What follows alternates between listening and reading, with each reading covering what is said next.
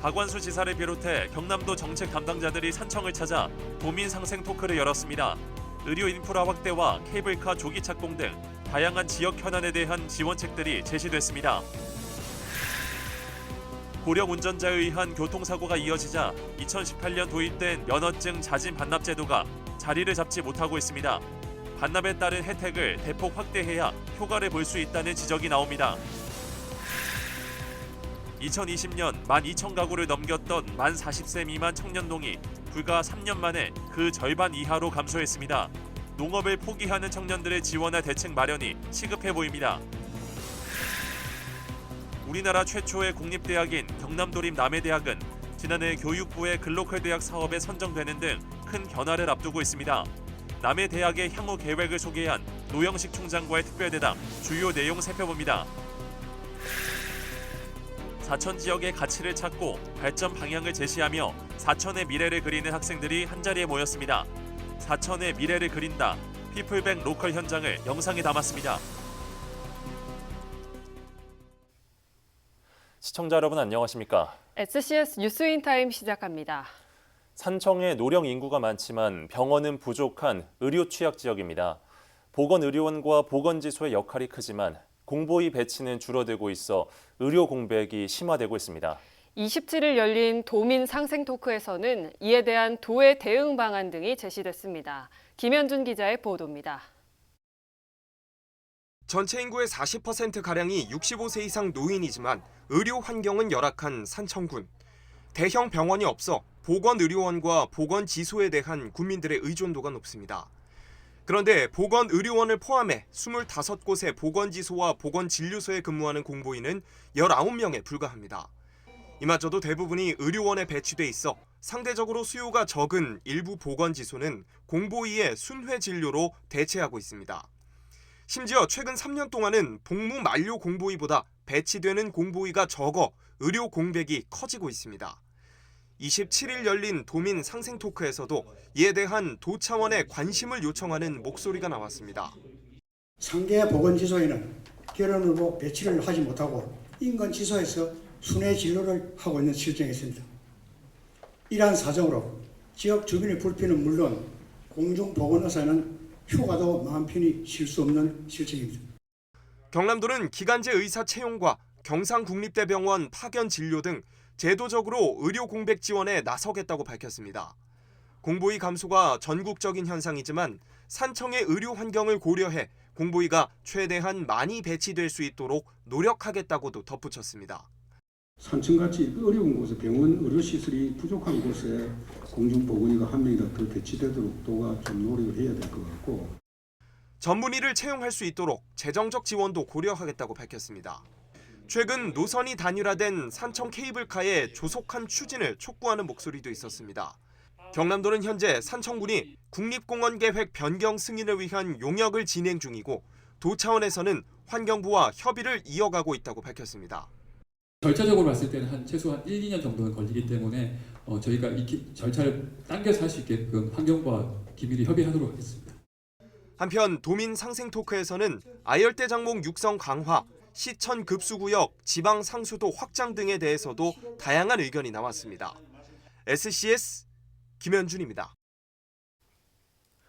최근 안성에서 교량 붕괴 사고가 발생함에 따라 경남도가 다음 달 14일까지 도내 가설 중인 하천 횡단 교량에 대한 점검에 나섭니다.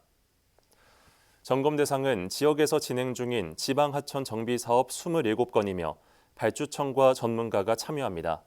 이번 점검에선 안전사고 예방 조치와 제방 균열 여부, 토사 유출 가능성 등을 중점적으로 살핍니다. 하동군이 독립운동가 박채화 선생의 생가보수 정비에 2억 3천만 원을 투입합니다. 현재 박채화 선생의 생가는 노후지붕 누수 현상으로 연목 부식과 지붕 훼손이 나타나 있습니다. 군은 예산을 투입해 지붕을 해체해 상태를 확인하고 안채 정체를 해체 보수한다는 계획입니다. 한편 하동군에 따르면 정량면 출신의 박치화 선생은 지방에서 유일하게 독자적 독립선언서를 작성한 독립운동가로 알려져 있습니다. 고령 운전자에 대한 교통사고가 이어지자 2018년 도입된 면허증 자진 반납 제도가 자리를 잡지 못하고 있습니다. 사고 수는 늘고 면허증 반납자 비율은 미미한 상황인데요. 반납에 따른 혜택을 대폭 확대해야 효과를 볼 수 있다는 지적이 나옵니다. 김순종 기자입니다. 고령 운전자에 의한 교통사고가 이어지자 2018년 도입된 면허증 반납 제도. 시행 8년 차를 맞았지만 제도 도입 취지는 무색해진 상황입니다. 65세 이상 고령 운전자가 일으킨 교통사고 수는 2020년 약 3만 1,000건에서 2023년 약 3만 9천 건으로 늘어났고 사고 발생 건수에서 고령 운전자가 차지하는 비율도 15%에서 20%로 증가했습니다. 진주시만 하더라도 고령 운전자에 의한 교통사고는 2020년 88건에서 2023년 134건으로 늘어난 상황. 면허증 반납자에 대한 교통카드 지급, 시내버스 무료 이용권 제공 등의 혜택이 있지만 면허증 반납 비율은 2에서 3%대에 그칩니다. 제도 취지가 무색해진 상황 속에 고령 운전자들은 자가용이 편리할 뿐만 아니라 면허증 반납에 따른 혜택도 부족하다고 입을 모았습니다. 촌에도 갈 일이 있고 또 요 복지시설 이런 데 또 왔다 갔다 해야 되니까. 버스나 이런 걸 타면은 진짜 정신적으로도 그렇고 뭔가 불편한 점이 많아요. 불안감이 없는 건 아닙니다. 고령 운전자에 의한 교통사고가 회자되는 데다 운전하기도 점점 힘들다는 이야기. 움직임이 느리고 또 눈에 그 시력도 약해지다 보니까 거리감도 조정이 되고 상당한 불안은 있어요. 고령 운전자의 면허증 반납을 이끌어내기 위해 필요한 건 결국 획기적인 지원책입니다. 경기도 파주시는 지난해 면허증 반납 지원금을 10만 원에서 30만 원으로 올려 75세 이상 면허증 반납 비율을 66%대까지 올렸습니다. 이 때문에 면허증 반납에 따른 혜택 확대가 필요하다는 주장이 나옵니다. 면허 반납 후 이동의 제약을 최소화로 느낄 수 있도록 브라보 택시 같은 대체 교통수단 이용료를 지원해야 합니다. 고령 운전자들도 혜택이 강화되면 면허증 반납을 고려할 수 있다는 입장. 또 내가 가고 싶은 지역까지 그렇게 뭐 택시나 시내버스나 이런 걸 무료로 또 자유롭게 타고 다닐 수 있고 그러면 아마 가능하지 않을까. 운전자 본인은 물론 다른 시민들에게도 큰 피해를 줄 수 있는 고령 운전자 교통사고. 면허증 반납제의 취지를 살리기 위한 특단의 대책이 필요해 보입니다. SCS 김순종입니다. 진주시가 경상남도 중소벤처기업진흥공단 등과 함께 2025년 경남 지역 찾아가는 중소기업 지원사업 설명회를 열었습니다. 27일 상평복합문화센터 컨벤션홀에서 열린 설명회에서 진주시는 중소기업 육성자금, 중소기업 기술개발 및 판로개척 지원사업 등 시의 전반적인 기업 지원 사업을 소개했습니다. 이날 행사는 어려운 경제 여건 속에 기업인들로부터 많은 관심을 받았습니다. 진주시가 2025 국가유산 미디어아트 진주성 사업의 성공적 추진을 위해 지난해 해당 사업의 총감독을 맡았던 권재현 축제전문감독을 다시 위촉했습니다. 권 총감독은 시드니 국제영화제 개폐막식 등 다수의 대형 축제를 성공적으로 이끈 축제 전문가입니다. 2025 국가유산 미디어아트 진주성은 오는 8월 15일부터 9월 7일까지 진주성과 진주대첩 역사공원 일원에서 펼쳐집니다. 시도 중 세 번째로 농가 수가 많은 경남. 하지만 자연재해와 일손 부족 등 농가의 어려움은 이만저만이 아닌데요. 농촌 위기 극복과 경쟁력 확보를 위한 체계적인 지원책 마련이 필요한 이유입니다. 남경민 기자입니다. 고령화에 따른 농업 포기와 전업 등의 이유로 꾸준히 감소세를 그려온 우리나라 농가 수. 2023년 12월 기준 통계 이래 처음으로 100만 가구 선이 붕괴됐습니다. 경남 역시 하향 곡선을 그려왔는데 10년 전과 비교하면 2만 가구 이상이 줄었습니다. 40세 미만 청년 농가도 마찬가지. 2020년 12,000가구를 넘겼던 청년농은 2023년 그 절반 이하로 감소했습니다. 때문에 지역에선 청년 농업인들이 농업을 포기하거나 지역을 떠나지 않도록 지원책을 마련해달라는 요구가 이어지기도 했습니다. 임대형 스마트 농업단지 같은 거를 정착시켜 주시면은 시군에 있는 혹은 도에 있는 청년들의 타지라든지 도시로 빠져나가는 걸 분출을 좀 막을 수 있지 않을까. 이런 가운데 경남도가 후계 청년 농업인 육성을 위한 체계 마련에 나섰습니다. 11개 사업에 520억여 원을 투입해 농촌 정착에 필요한 실습과 교육, 주거를 돕는다는 겁니다. 최대 5억 원의 융자와 임대주택 장기 임대 지원뿐만 아니라 정보통신 기술을 융합한 스마트팜 조성도 지원합니다. 농지 임대료 지원과 스마트팜 시설 설치로 창업을 돕겠습니다.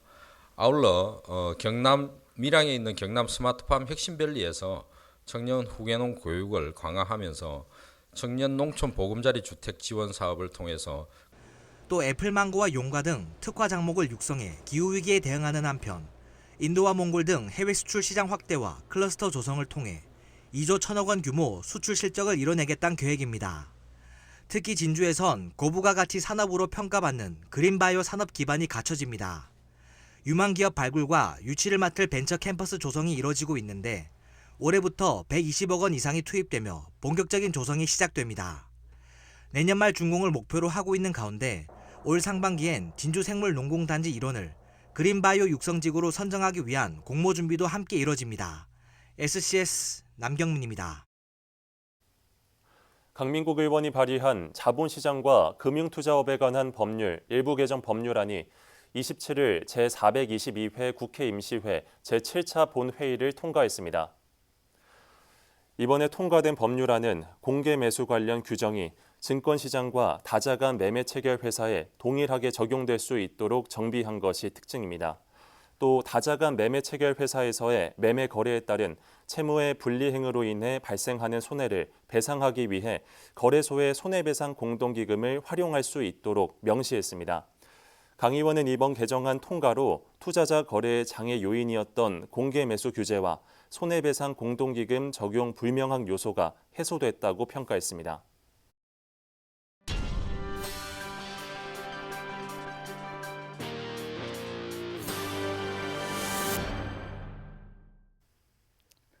우리나라 최초의 공립대학인 경남도립 남해대학.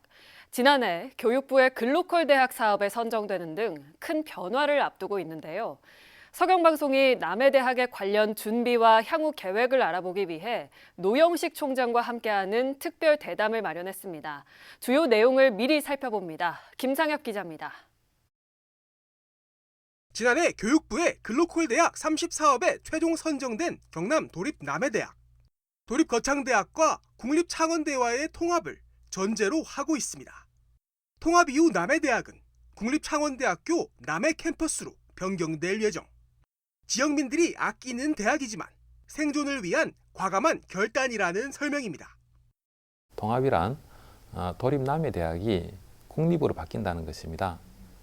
국립창원대학교라는 브랜드 아래서 국가가 책임지는 대학이 되는 것입니다.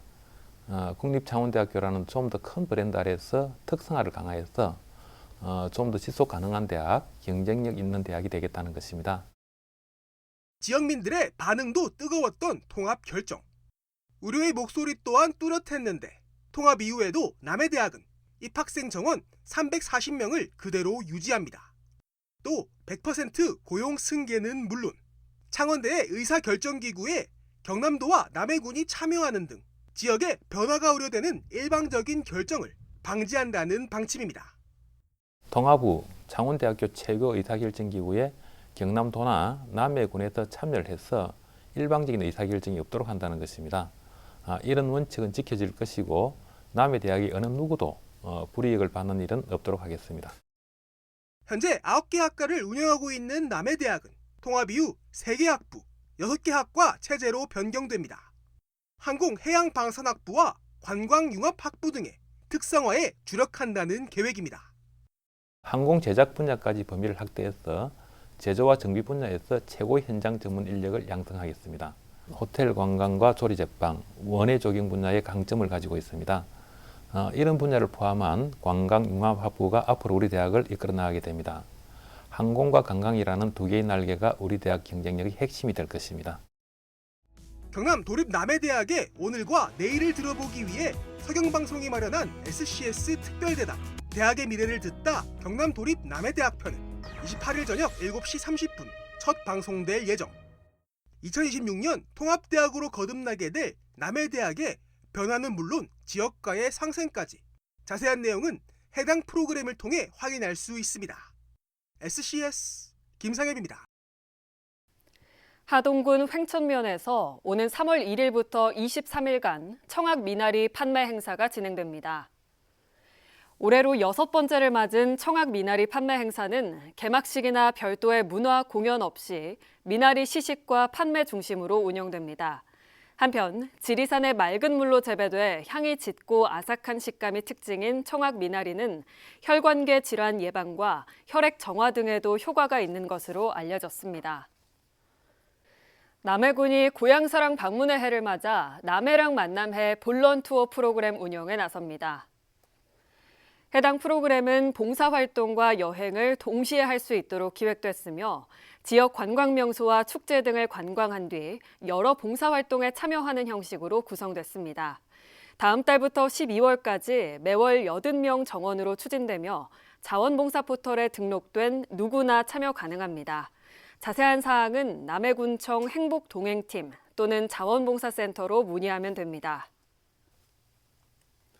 사천 지역의 가치를 찾고 발전 방향을 제시하며 사천의 미래를 그리는 학생들이 한자리에 모였다고 하는데요. 그 현장을 영상에 담았습니다. 이상희 기자입니다.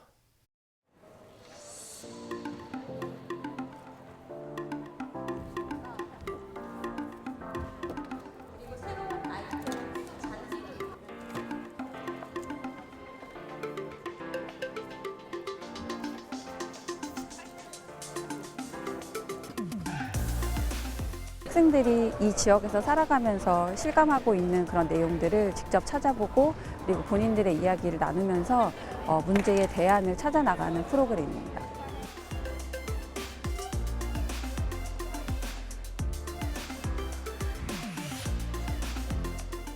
대중교통도 많이 없고 그리고 인프라가 부족하다는 걸 깨달아서 콜택시하고 버스를 합친 형태의 새로운 버스 노선 시스템을 운영하려고 미래 설계를 하고 있습니다.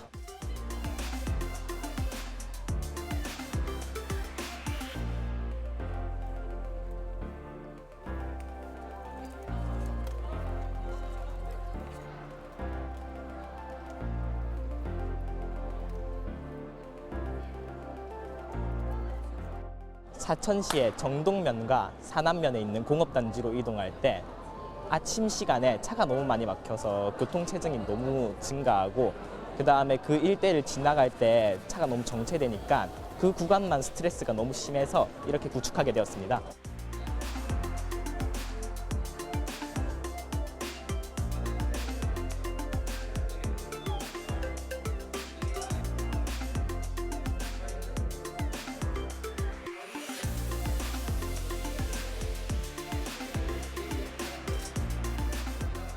사천이라는 저희가 살고 있는 지역에 대해서 조금 더 다양하게 교통이나 관광 이런 쪽으로 넓힐 수 있고 그거에 대한 쉬운 방향으로 다가갈 수 있게 해주셔가지고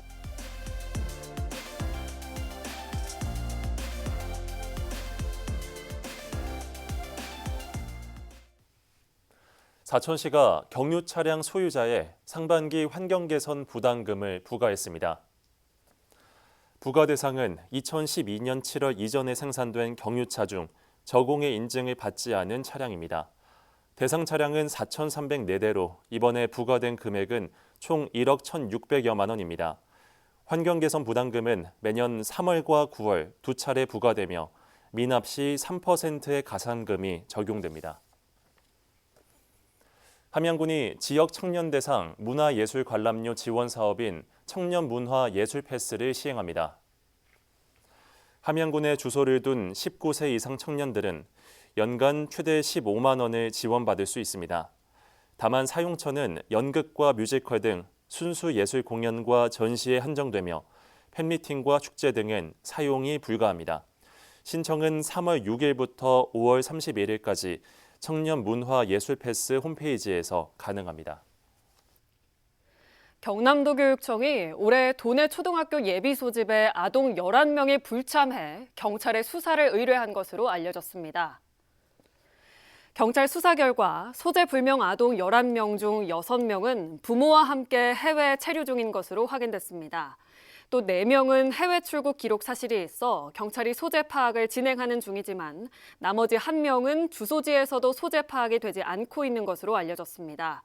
한편 지난해 예비 소집 불참 아동 16명은 모두 해외에서 체류 중이었던 것으로 확인된 바 있습니다. 국토안전관리원이 약 6개월간 근무하는 체험형 청년 인턴 공개 채용에 나섭니다. 공채 규모는 행정 6명과 토목 49명, 건축 45명 등 112명이며 위촉직 7명도 함께 모집합니다. 입사 지원 접수는 다음 달 11일까지며 채용은 NCS와 블라인드 방식을 통해 이뤄집니다. 경남 e스포츠 상설 경기장에서 이터널 리턴 내셔널 리그가 치러집니다. 경남문화예술진흥원과 개인 개발사인 주식회사 님블뉴런은 27일 업무 협약을 맺고 이터널 리그 대회 개최와 기술 교류 등에 협력하기로 했습니다. 지역 연고팀들이 참여하는 이터널 리턴 내셔널 리그는 오는 5월 개막하며 경남 스파클 e스포츠 팀이 지역을 대표해 출전합니다. 한편 이터널 리턴은 지난 2020년 문체부 지정 e스포츠 종목으로 스팀 인기 게임 중 하나입니다.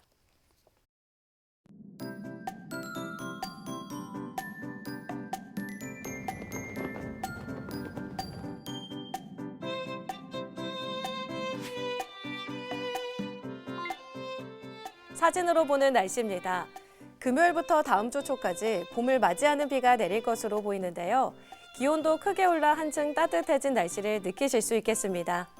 다만 일교차가 클 것으로 보이니까요. 갑작스러운 기온 변화에 감기 걸리지 않도록 조심하셔야겠습니다. 이어서 자세한 지역별 날씨 살펴보겠습니다. 서부 경남 전 지역 오전에 비가 오다 오후부터 그치며 맑겠는데요. 아침 최저 기온은 진주 2도, 사천 4도 등 서부 경남 전 지역이 영상권을 회복하겠고 한낮에는 12도에서 17도 분포 보이겠습니다. 전국 날씨입니다. 오전에 남부지방은 비 소식 들어있겠고 서울과 세종은 흐린 하늘 보이다 오후부터는 전 지역 구름 많겠습니다. 아침 최저 기온은 세종 0도, 부산 6도로 출발하겠고 광주의 한낮 최고 기온은 15도 예상됩니다. 남해동부 앞바다도 오전에 비가 내리다 오후부터 맑아지겠는데요. 물결과 바람은 모두 잔잔하겠습니다. 이어서 삼천포 기준 조석표 살펴보겠습니다. 물때는 8물, 만조시각은 밤 9시 41분, 간조시각은 오후 3시 36분 예상됩니다. 사천공항 날씨 정보입니다. 금요일 오전 9시 기준으로는 공항 하늘에 구름 많겠는데요. 우리 지역에서 서울 김포로 가는 첫 번째 항공편은 오전 10시 55분 예정돼 있습니다. 자세한 사항은 사천공항 홈페이지를 참고하시기 바랍니다. 이어서 삼천포 여객 운항 정보입니다. 제주도에서 삼천포로 오는 배는 오후 2시 30분에 출발하겠습니다. 주간 날씨입니다. 금요일 오후 그쳤던 비는 토요일 오후부터 다시 내릴 것으로 보이는데요. 비는 다음 주 화요일까지 계속될 것으로 전망됩니다. 비로 인해 체감상 더 쌀쌀해지니까요. 외출하실 때는 겉옷 잘 챙겨 입으시는 게 좋겠습니다. 지금까지 기상정보였습니다. 저희가 준비한 소식은 여기까지입니다. 시청해주신 여러분 고맙습니다.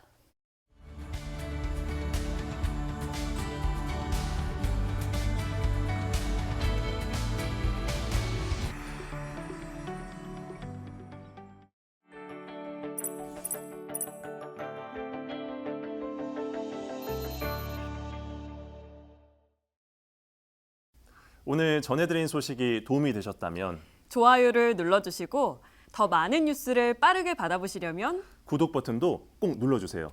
여러분의 관심과 참여가 더 나은 뉴스로 이어집니다.